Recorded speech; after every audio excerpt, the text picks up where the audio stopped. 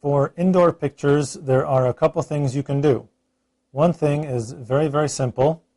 Go ahead and turn your mode dial to portrait, and in the back, go ahead and choose indoor from the options. Press set, and what this does is automatically set the white balance and ISO. It also set the autofocus mode to face detect. Now this is fine if you are actually taking a picture of a portrait indoors. Keep in mind, with the white balance set to auto white balance, your indoor pictures may come out very yellowish because the auto white balance has a very hard time compensating for incandescent or halogen lights. So the other thing you can do is turn your mode dial back to P for program. Again, this is what we normally use because this gives us the flexibility we need to control white balance and ISO. Let's go ahead and change our ISO and white balance. Just press the up navigation button to set the ISO. Mine is currently set to 100, but indoors that's probably not going to be enough. So I'll increase that a bit to 400. Now this is not necessarily the case in every situation.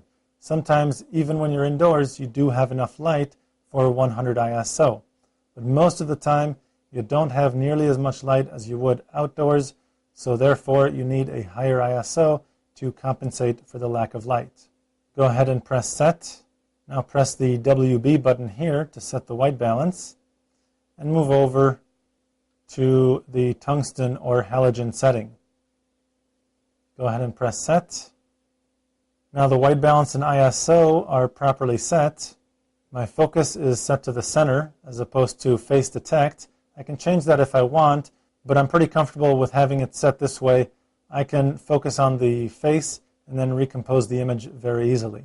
If you are going to use the flash indoors, go ahead and pop it using the flash switch here.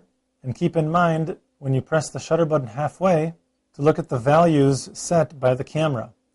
Right now, because I do have a lot of light in my scene, my aperture is set to f11. For portraits, that's not really good. If I'm just taking a picture of the room indoors, that might be exactly what I want.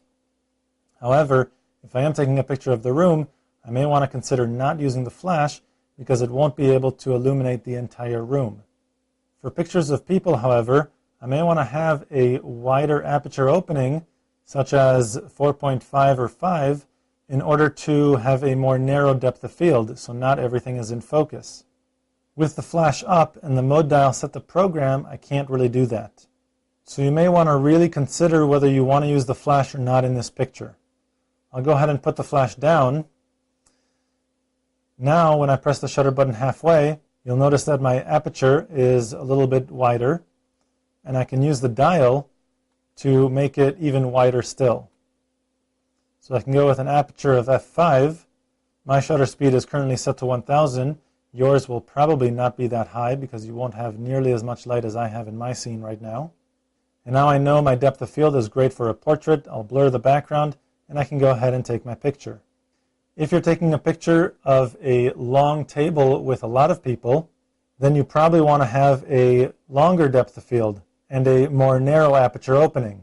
So go ahead and press the shutter button halfway to bring up the figures once again, and use the dial again to change that value back up to 13, 14, something like that. As long as your shutter speed is faster than 1/30th of a second with the image stabilization active, you should be just fine. So now I'll go ahead and focus on my target.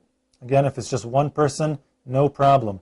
If it's a long table with people, then what you want to do is focus on someone closer to the center of the table.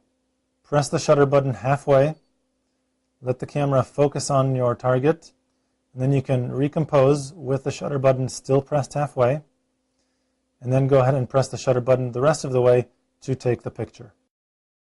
To find out much more about digital photography and your digital camera, go to lbguides.com.